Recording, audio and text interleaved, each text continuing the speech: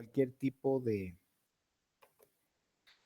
problema computacional en general. Y es ahí donde vamos a entrar ahorita, porque hasta aquí pues hemos visto conceptos de un algoritmo, pero un algoritmo no solamente tiene que ver con sistemas computacionales. Un algoritmo funciona para cualquier entorno.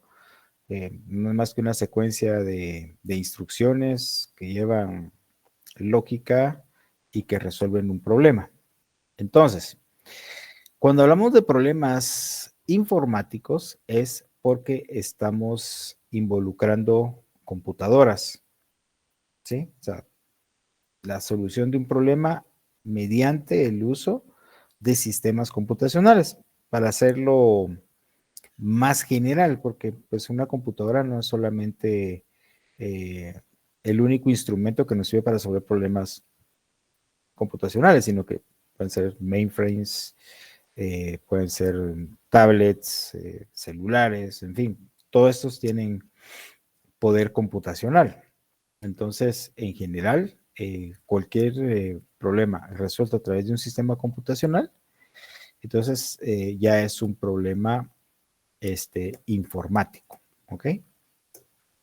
Bien, entonces, como bien decíamos en la definición de un algoritmo, pues un algoritmo es una secuencia de instrucciones, ¿sí? Que llevan lógica. Y en el caso de un programa informático, pues también es una secuencia de instrucciones escritas para poder realizar una tarea específica en una computadora mediante el uso de un lenguaje de programación, ¿sí? Entonces aquí la forma en que nosotros nos vamos a comunicar o le vamos a transmitir a una computadora qué es lo que tiene que hacer es a través de un lenguaje de programación. Ya vemos, pues ya ustedes tienen una idea clara de lo que es un lenguaje de programación. Y para qué nos sirve. O sea, es un instrumento, es una herramienta que a través de un lenguaje de alto nivel nos permite crear programas que finalmente se ejecutan a bajo nivel. Ya hablamos de los unos, de los ceros, etcétera. Entonces, esto es lo que es un programa informático. Bien. Como decía que eso se va a ejecutar, o sea, la solución se puede ejecutar mediante la ejecución de un programa. Este programa es escrito en lo que se conoce como código fuente, ¿sí? O sea, el lenguaje de programación nos permite escribir código fuente. Siempre memoricen esto, que el código fuente no es el que se ejecuta. El código fuente es el que lee el compilador o el intérprete, dependiendo de la naturaleza del lenguaje, y ese es el que traduce esas instrucciones que están a alto nivel y las traslada a bajo nivel. Bajo nivel, pues es el assembler, que hace referencia directa a la arquitectura del equipo donde se está ejecutando ese programa.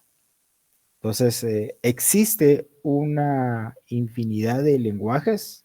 Si ustedes se recordarán, fue lo que vieron el primer día de clase, si no estoy mal, donde a lo largo del tiempo han ido surgiendo lenguajes, perdón, que resuelven una tarea específica. Ahí tenemos Fortran, que se usaba para cálculos matemáticos. Por ahí sale Lisp, que es para inteligencia artificial. Lenguajes intermedios como lenguaje C. Por ahí sale Pascal. Después de Pascal sale Módula, que es es un matrimonio entre la filosofía de C y la sintaxis de Pascal. Y en fin, lenguajes que se usan para base de datos. Y recientemente, pues, hay una serie de lenguajes que a partir de los años 90 han servido para construir la mayoría de aplicativos front-end que se utilizan al día de hoy. A mediados de los 90 nace Java, que es un lenguaje que se usa ampliamente. A partir de entonces hasta la fecha se utiliza ampliamente. Java nació como un lenguaje que se pretendía usar para electrodomésticos. O sea, damos electrodomésticos que iban a tener cierta lógica, se iban a programar con Java. Ese es el porqué de Java. En principio tenía un rango de aplicación pues bastante limitado, porque solamente era para electrodomésticos y tenía una gran ventaja, que este lenguaje no utiliza un compilador, este lenguaje utiliza un intérprete. ¿Qué es un intérprete? ¿Cuál es la diferencia entre un intérprete y un compilador? Pues bueno, el compilador genera un programa que es ejecutable, o sea que no necesito de que haya algún elemento adicional que necesite para correr ese programa, ¿ya? O sea, lo puedo ejecutar directamente desde el sistema operativo. Ahora, un intérprete sí necesita un programa que cuando yo ejecute el programa, lea línea por línea y vaya ejecutando la computadora lo que se está haciendo, le está leyendo en ese momento. Entonces, ese es un intérprete. Entonces, la idea era que el código fuente de Java se pudiera ejecutar en diversas arquitecturas. Sigo hablando de los electrodomésticos, ¿no? ¿Qué era lo que iba a cambiar? Pues el intérprete. El intérprete era lo que iba a cambiar porque obviamente va a depender de la arquitectura de donde se esté ejecutando. Entonces, en principio, esto era algo muy limitado, no tenía mayor utilidad. Todo esto se fue dando al mismo tiempo que se fue desarrollando la tecnología de las páginas web. En aquel entonces uno construía páginas web únicamente utilizando HTML. Empezaron a salir herramientas que permitían poder construir páginas web de forma dinámica. Entonces esto pues facilitó también el desarrollo y el potenciar esa tecnología. Les estoy hablando, jóvenes, mediados de los 90, 1994, 95, por ahí. Bien, ¿por qué entonces Java se vuelve tan ampliamente utilizado, tan popular? Porque esa es la verdad, se volvió muy popular. Resulta que también en esa época, ya en la segunda parte de los años 90, la NASA envió una misión a Marte que llevaba un par de rovers. De hecho, creo que fueron los primeros rovers que se enviaron a Marte. Y estos rovers fueron programados en Java. O sea, todo lo que hacían los rovers es Java. A partir de ahí, se vio que tenía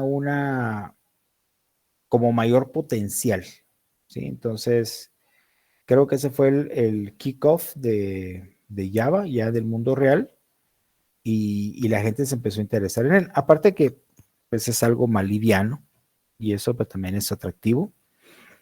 Y a partir de ahí se empezó a utilizar Java para construir páginas web. Ya a principios de los años 2000 hubo un cambio de filosofía, porque sí fue un cambio de filosofía, pero que a criterio de muchos, esto implicó una involución en lo que se refiere al código fuente. O sea, involución, ¿qué es? Que vamos para atrás. O sea, ya habíamos alcanzado cierto punto y en lugar de seguir avanzando en esa dirección, lo que ocurrió fue que se retrocedió.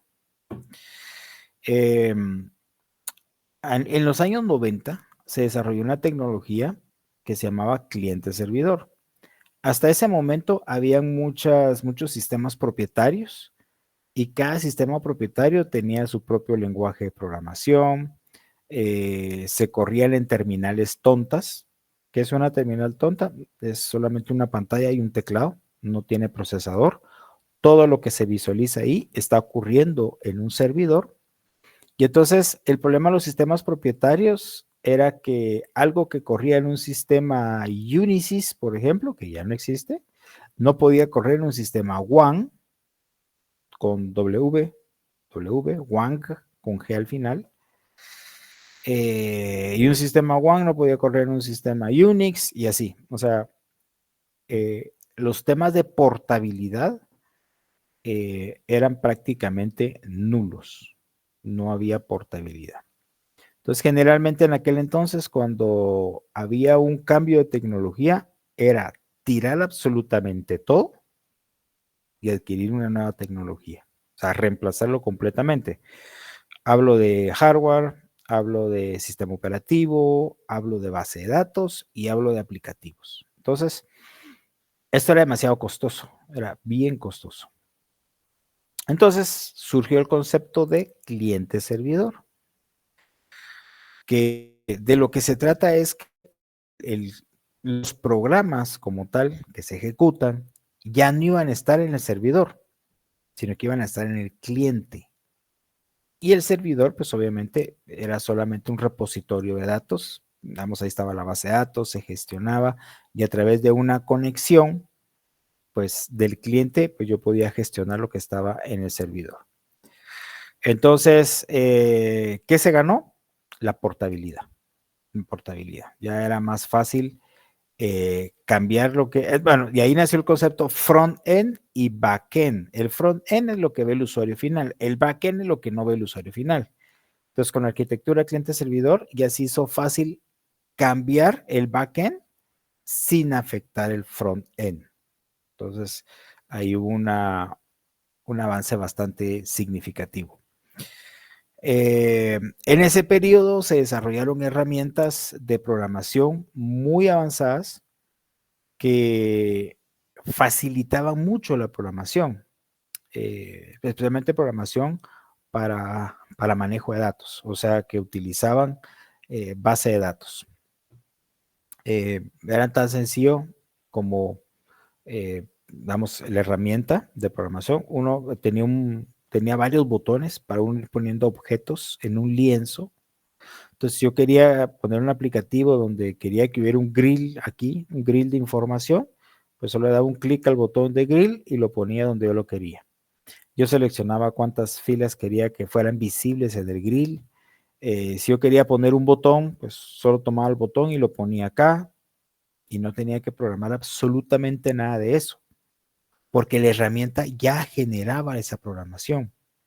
Yo solamente me tenía que preocupar, por ejemplo, en qué momento llenar los datos del grill, qué acción se iba a realizar cuando presionaran el botón y así con los diversos elementos. Entonces, eso facilitó mucho el desarrollo de aplicaciones, o sea, redujo mucho el tiempo de desarrollo de aplicaciones. Pero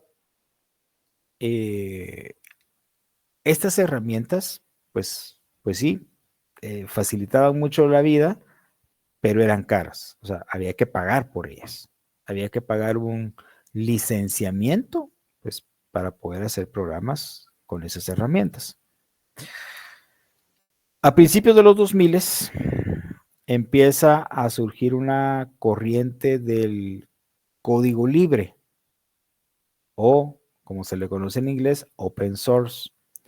Entonces, ahí de repente apareció un Linux que era un Unix, muy parecido a Unix, y que el código fuente estaba disponible para que cualquiera lo pudiera utilizar. O sea, digamos, podía tener una versión de Linux básica y poder inclusive hacer modificaciones al sistema operativo.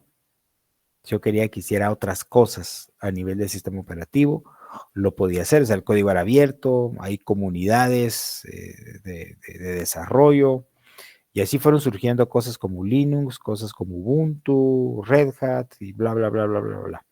Y todo esto gratuito, gratuito.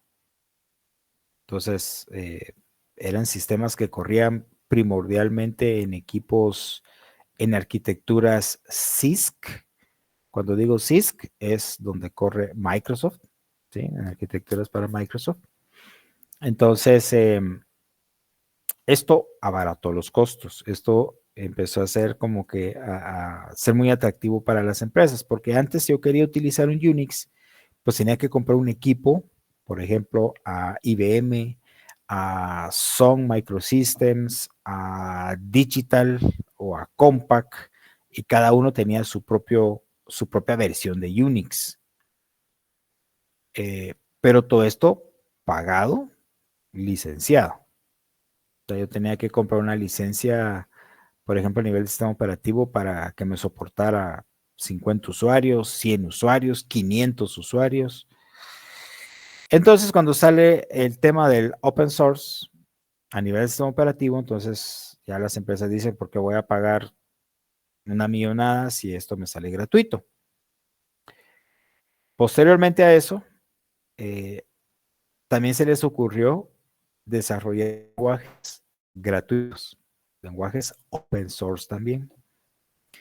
Y ahí empezaron a haber versiones de Java open source, versiones de PHP open source también, o sea, gratuitas. No había que pagarle a nadie para usar las herramientas y poder generar aplicaciones. Hasta ahí la historia muy, muy bonita, muy, muy romántica, muy inspiradora, muy revolucionaria, ya no vamos a pagar. Pero el secreto, por llamarlo así, aunque no era un secreto, eso ya se sabía, pero digamos que la parte no romántica de la historia era que todo había que hacerlo, absolutamente todo. O sea, si ustedes querían poner un botón en un lugar, en un lienzo, ustedes tenían que programar el botón. O sea, yo sé que, digamos, si fuera en Java, existen librerías o clases, objetos para poder crear un botón, pero eso implica mucho código. O sea, si yo le quiero hacer de esta forma, tengo que programarlo, es que me diga algo, tengo que programarlo, que el botón tenga cierta forma, textura, por decirlo así, también tengo que programarlo. Mientras que en las herramientas que yo les comentaba, cliente-servidor, yo no hacía nada de eso. O sea, solamente me enfocaba en el código que se tenía que ejecutar cuando se presionara ese bendito botón. Ahora, yo tenía que programar el botón más las acciones que se iban a llevar a cabo cuando se presionara ese botón. Entonces, ¿quién salió perdiendo en toda esta revolución romántica? Los programadores. O sea, todo el ahorro que tuvieron las empresas en estas herramientas, en el licenciamiento, ese costo lo asumieron los programadores. Entonces ahora los programadores se duplicó y se triplicó el trabajo. Pero es lo que hay. Entonces, a raíz de que el open source en lenguajes de programación también se volvió ampliamente utilizado, porque insisto, aquí las decisiones se toman desde el punto de vista financiero. Entonces, las empresas, que son las que ponen la plata, ellos deciden lo que más les conviene y obviamente les va a convenir pagar menos. O sea, es más barato tener, a ver, por ejemplo, si una aplicación la podían hacer perfectamente 3 programadores, con estas herramientas ya no van a ser 3. O pueden seguir siendo los mismos 3, pero los tiempos van a ser mucho mayores. Entonces, o asumían el costo del tiempo y seguían manteniendo los mismos 3 programadores, o aumentaban el equipo en una persona, 2 personas, aún así les salía mucho más barato que pagar esos licenciamientos. Entonces, las empresas que desarrollaban estas herramientas, cliente-servidor, dejaron de hacerlo, porque ya no era negocio. O sea, ¿quién iba a pagar miles de dólares por una licencia de desarrollo si existía un montón de herramientas gratuitas? Entonces, jóvenes, por eso les comento que ocurrió una involución, o sea, en lugar de evolucionar al siguiente paso, se retrocedió. Entonces, ahora hay programadores que se especializan en front-end, herramientas como Java, JavaScript, todos los sabores de .NET de Microsoft.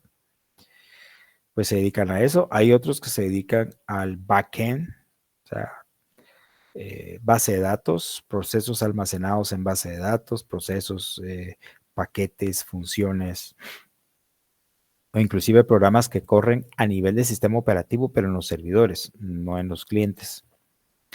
Y en fin, eso es lo que pasó, y eso es lo que hay, y eso es donde estamos ahorita. Entonces, ahorita básicamente esos son los lenguajes que dominan. Existen algunos entornos de desarrollo que se le conoce como frameworks, que pues facilitan un poco ciertas cosas, ¿sí? El problema de los frameworks es que no son portables. Yo no puedo cambiar de framework a framework, no lo puedo hacer. Inclusive dentro del mismo fabricante del framework, si cambian de versión, esos cambios no son del todo transparentes. Entonces, digamos que por lo menos trabajo en temas de programación, pues sí hay, van a seguir habiendo. Y bueno, no podemos hacer mucho.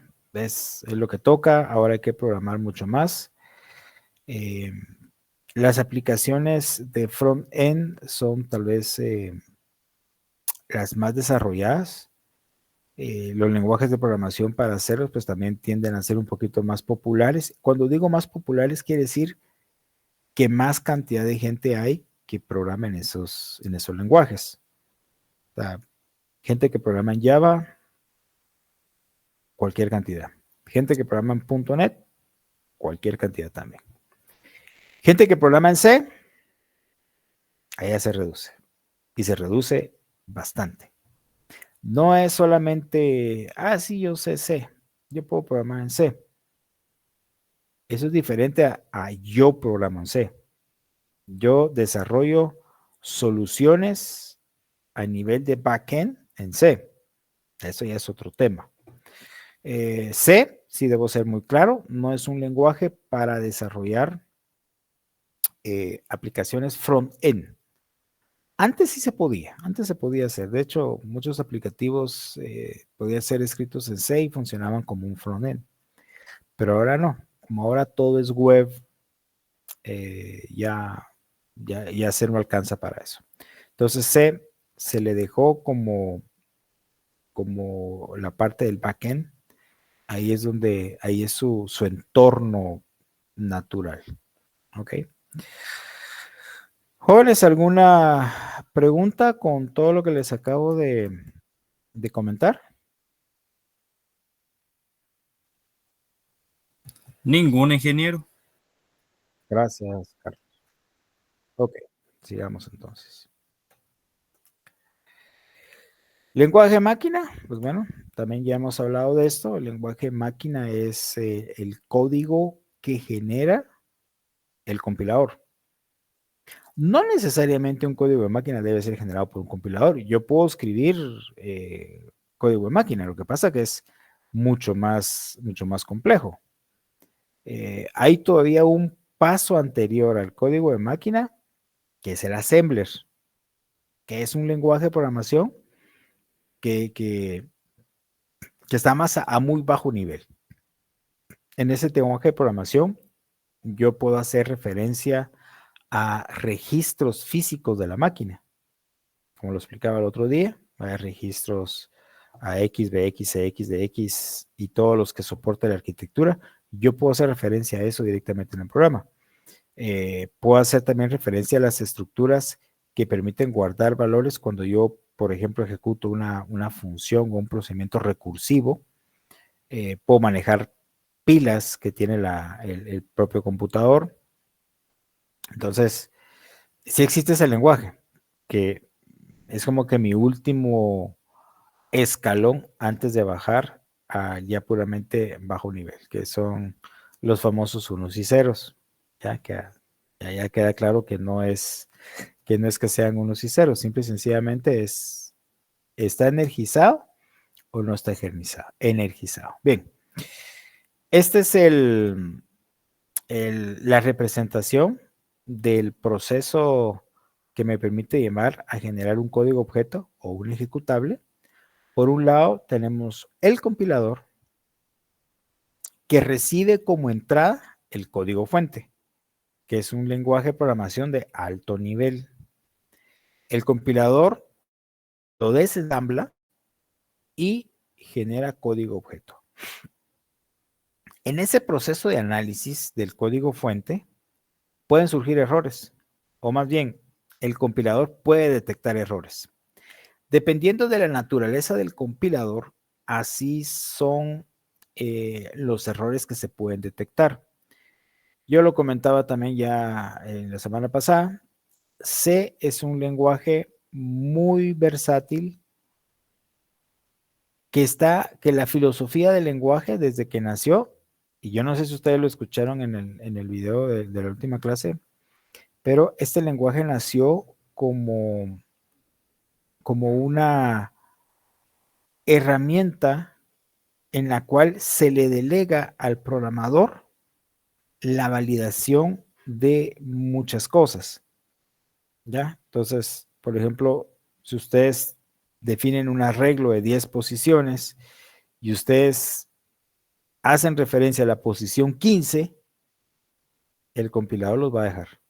O sea, el código generado por el compilador los va a dejar. ¿Dónde estén escribiendo? Esa es otra historia. Pero el compilador lo deja porque el compilador asume, bueno, si el programador está haciendo eso es porque sabe lo que está haciendo. Yo ahí no me meto. ¿Sí? Esa es la filosofía del compilador. Hay otros compiladores que no funcionan así. Hay otros compiladores que sí verifican eso en tiempo de ejecución. Si yo quiero hacer referencia a una posición que no existe en el arreglo, me da un error. O sea, me dice posición inválida y no me deja pasar de ahí. Por ahí podríamos creer que esto sería lo mejor, pues, porque ¿para qué provocar un error si se puede detectar previamente? Pero, y aquí es donde viene la filosofía de los lenguajes de programación. El hacer esto involucra que los programas ejecutables van a ser más pesados, ¿sí? Van a ser más obesos, van a tener más megabytes de peso, porque obviamente hay que incluir en ese código todas estas validaciones que me impedirían poder exceder los límites. Entonces la filosofía de C es, ok, yo quiero producir programas livianos, que ocupen poco espacio, que corran rápido, pero eso sí, este tipo de validaciones yo se las dejo al programador. O sea, el programador sabe lo que está haciendo. Por lo tanto, eso no va a pasar. Si pasa, pues ya no es culpa del compilador. El compilador hizo lo que tenía que hacer. Eso ya es culpa del programador no haber validado su código. Entonces, jóvenes, todo compilador tiene su filosofía. Por un lado, la filosofía y por otro lado, ¿para qué se va a hacer? O sea, ¿cuál es la función de ese lenguaje? Entonces, si ustedes ven los lenguajes que actualmente se están utilizando, por ejemplo, para temas de Big Data, se utiliza el lenguaje R. Esa es su función para manejo de grandes volúmenes de datos. Por ahí ahora también está siendo muy famoso Python. Python es muy parecido a Java, solo que pues, tiene otra sintaxis. Pero Python también está siendo como que un lenguaje bastante utilizado porque se está relacionando con soluciones front-end e igualmente con temas de Big Data. Entonces, son lenguajes que fueron creados para ciertos propósitos, como la mayoría. Por ahí les decía Lisp, es un lenguaje de inteligencia artificial. PLSQL es un lenguaje para base de datos y así. O sea, depende de la naturaleza de lo que se quiera hacer. Existe un lenguaje ad hoc para eso. ¿Alguna pregunta, jóvenes, de la función de un compilador? Ninguna, licenciado. Perdón, ingeniero. Ok, gracias. Ok, señores, el compilador me genera un código objeto que lo puedo ejecutar desde el sistema operativo sin necesidad de tener un compilador abierto o que lo gestione. Simplemente el compilador me genera un punto, por ejemplo, si fuera Microsoft sería un punto exe, executable. Entonces, con ese ya lo puedo correr. Cosa muy distinta a un intérprete. ¿Sí? El intérprete va leyendo línea por línea y va ejecutando lo que dice la línea. Bien. Existe un concepto que se llama programación dirigida a eventos. Estos conceptos nacieron en base de datos y también se popularizaron con el uso de las herramientas cliente-servidor. Entonces, ¿qué es un evento? Por ejemplo, si estoy trabajando en una base de datos, el que se grabe alguna información en una tabla de la base de datos, eso es un evento. Entonces, se produce el evento y yo puedo asociar código a ese evento. Entonces, si se inserta, por ejemplo, una tupla en una tabla, yo le asocio un código a ese evento y ese código hace otra tarea. Por ejemplo, si se va a insertar algo aquí, yo debo asegurar de que exista otra información por otro lado. Entonces, yo asocio un trigger, se le conoce trigger, o sea, un evento se va a ejecutar cuando un trigger o un disparador se dispara, ¿ok? Entonces, esa es la acción que se lleva a cabo. Si fuera una herramienta cliente-servidor, cuando ustedes presionan un botón en una página, un botón, eso es un trigger. Ahí ocurrió un trigger. Entonces, a ese trigger o disparador se le asocia un evento, ¿sí? Que es justamente lo que está acá. Va a estar dependiendo de si ocurre o no ocurre ese evento. Por ejemplo, si yo nunca pacho el botón, si nunca le doy clic al botón, pues entonces el evento nunca va a ocurrir, nunca va a pasar. ¿Sí? ¿Se entiende el concepto, jóvenes? Esto es programación orientada a eventos. Van a haber eventos en frontend y hay eventos en backend. Y estos eventos, pues obviamente se van a programar en ciertas herramientas de programación, dependiendo de qué sea lo que esté usando. Si estoy en un frontend, puede ser un Java, un PHP. Si estoy en base de datos, pues sí va a depender del lenguaje de programación de la base de datos. Si fuera Oracle, pues es un PL/SQL. Bien, jóvenes. El último punto que nos toca que ver como conceptos y corrientes filosóficas de programación es la programación orientada a objetos. Esta corriente de pensamiento o filosofía también surgió en los 90s. Bueno, realmente fue a finales de los 80s, pero fue ya en los 90s que se desarrolló y se implementaron soluciones ya prácticas a estos conceptos. Entonces el concepto es bien interesante porque a una estructura, que en este caso es una clase, yo le voy a asociar todas las operaciones que se van a llevar a cabo con esa estructura. ¿Ya? Entonces, por ejemplo, yo puedo definir una clase para manejo de un registro de información. Y a ese registro de información yo le voy a asociar código. ¿Qué código le voy a asociar? Ingresar información a esa estructura, modificar información a esa estructura, desplegar esa información o borrarla. Entonces, cada una de estas tareas yo las voy a definir como que si fuera un procedimiento, pero realmente aquí no se llaman procedimientos, es que se llaman métodos. ¿Ok? Entonces, cuando yo creo una estructura, esa estructura ya tiene su código asociado.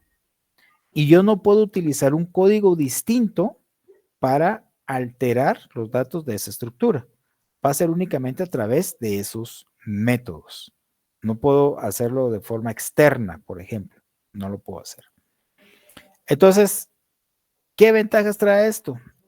Existe un concepto que se llama encapsulamiento. ¿Por qué encapsulamiento? Porque hagan de cuenta que es una pastilla. Dentro de esa pastilla tengo la estructura y tengo su código. con que voy a poder modificar esa estructura. Y cualquier otra cosa afuera no me puede alterar esa estructura. Entonces se dice que está encapsulado. ¿Ok? Aparte de eso, pues tiene otras características como por ejemplo el polimorfismo, porque puedo partir de una estructura, de una definición de una clase, que esa clase yo la puedo modificar, o sea, puedo heredar las características de esa clase, pero adicionar otras adicionales. Entonces, de esa forma yo puedo aplicar polimorfismo. Puede ser que para un caso yo necesite que cierto campo de información sea tipo entero, pero en otros casos quiero que de entero pase a un tipo long o a un tipo de punto flotante, un punto que sea decimal o float. Entonces, eso lo puedo hacer a través del polimorfismo, porque como hago una herencia de características, pues yo puedo ir modificando esas características en tiempo de corrida, que esa es la mayor ventaja. Yo no necesito saber previamente qué voy a utilizar, sino que hasta en tiempo de corrida yo voy a decidir qué voy a crear. Entonces, esto vino a reducir mucho las líneas de código en los programas, porque todo esto puede ser fácilmente reutilizado. Entonces, los lenguajes de programación que se desarrollaron en los 90s, pues ya tienen estas características. De hecho, Java ya nació siendo un lenguaje de programación orientado a objetos. Ya nació. Permítame un segundito, jóvenes.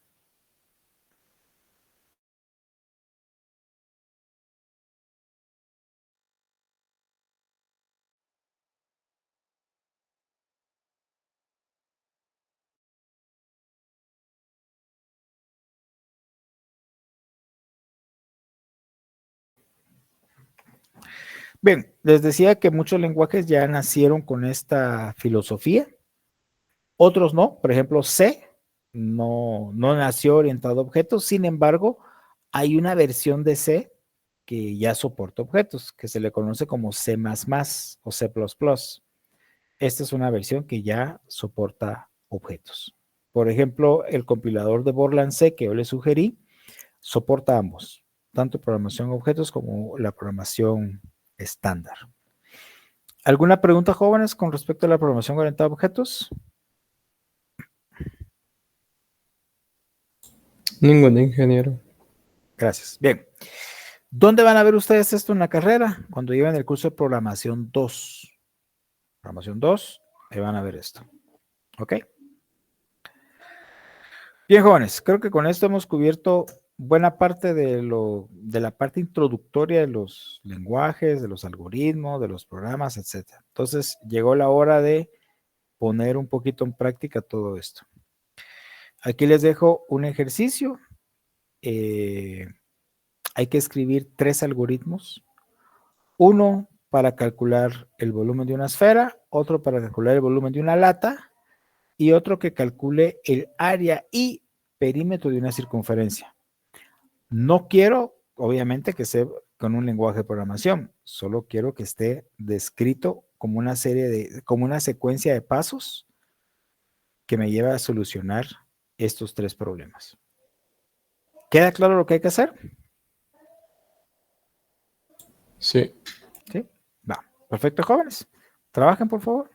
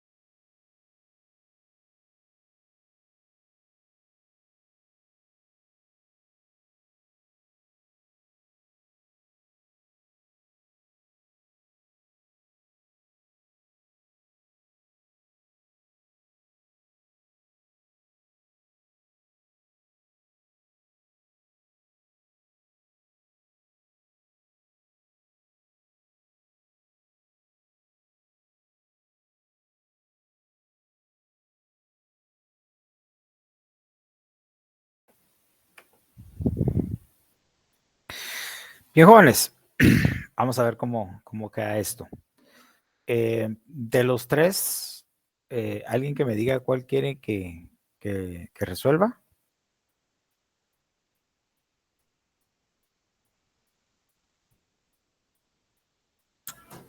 El primero.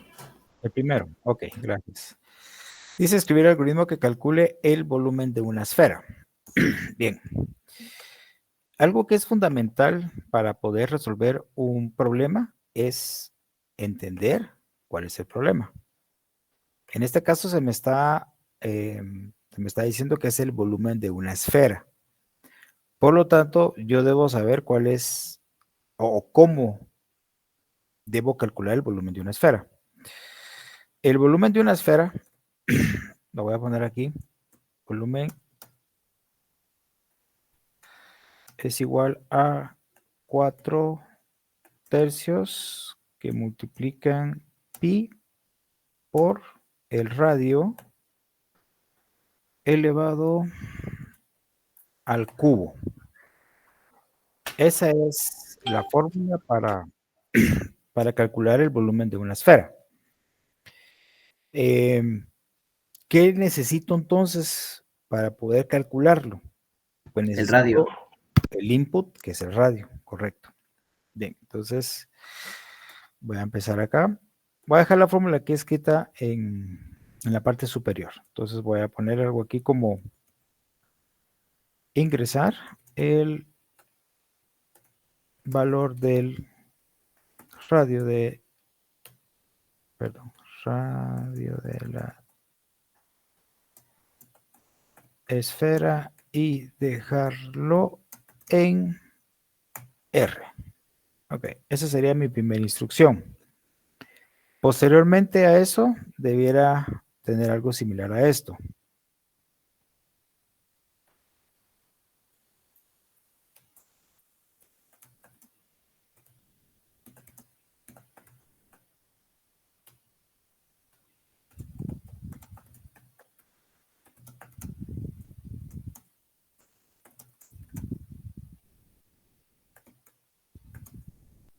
Ok, entonces aquí entramos ya en lo que es puramente el cálculo. 4 dividido 3 por 3.141516 por el radio, que no sé cuánto es, elevado al cubo. Lo puedo dejar así o lo puedo hacer de esta forma, que es totalmente equivalente, por R por R, que es equivalente al radio al cubo. Multiplicar 3 veces el radio. Habiendo hecho eso,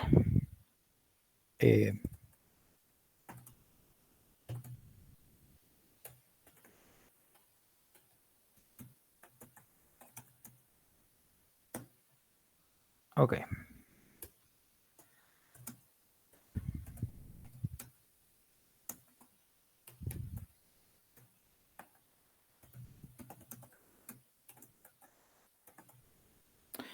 Y siempre es bueno poner esto al inicio.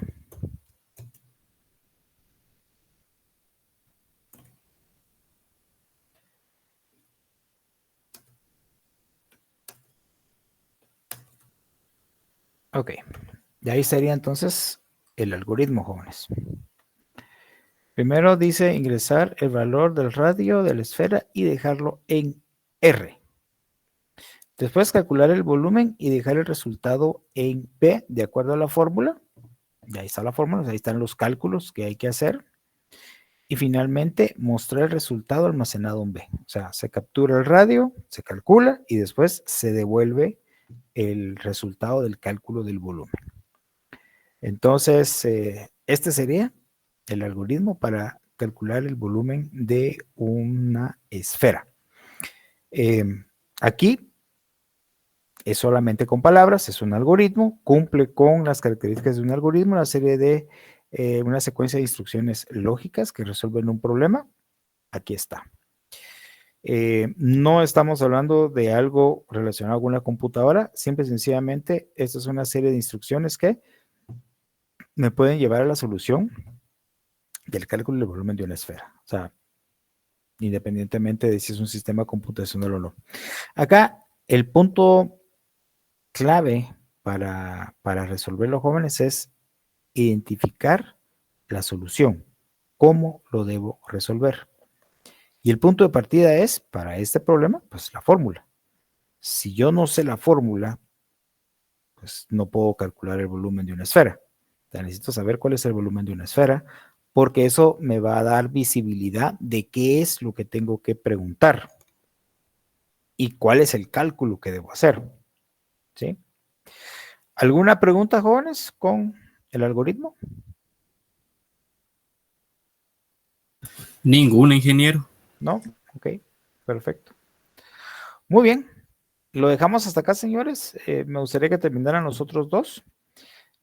Vamos a continuar viendo algunas herramientas que nos van a permitir poder plasmar esto que estamos viendo acá ya de una forma más ingenieril, ¿sí? O sea, no tan en prosa, sino ya a través de un diagrama de flujo y de un pseudocódigo.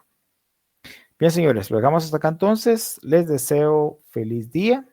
Si Dios lo permite, nos vemos el día miércoles a la misma hora. Disculpe, ¿será que puedo hablar con usted un momento? Sí, sí. Es que fíjate que yo, pues, es primera vez que entro a su clase porque no me habían asignado y me cambiaron de sección, entonces quería saber qué tan atrasado estaba o qué tanto me tengo que poner al día. No estás tan atrasado. Únicamente hemos visto conceptos generales de lo que es la computación. No la computación, sino más o menos la evolución de los lenguajes, cómo hacer las abstracciones de un problema, plasmarlo, qué es código fuente, o sea, son conceptos generales. No hemos hecho nada. Disculpa, y por ejemplo, ¿este ejercicio tengo que subirlo a un lado o solo es de pura práctica? Es práctica, jóvenes. Muchas gracias. Ok, muy bien. ¿Alguna pregunta más, señores? Ingeniero, disculpe. ¿Ande? Yo lo hice, por ejemplo, estos ejercicios los hice como diagrama. No sé si está bien. Me imagino que tú ya sabes de eso, ¿no? Entonces, lo utilizaste como un diagrama de flujo, asumo. Así es.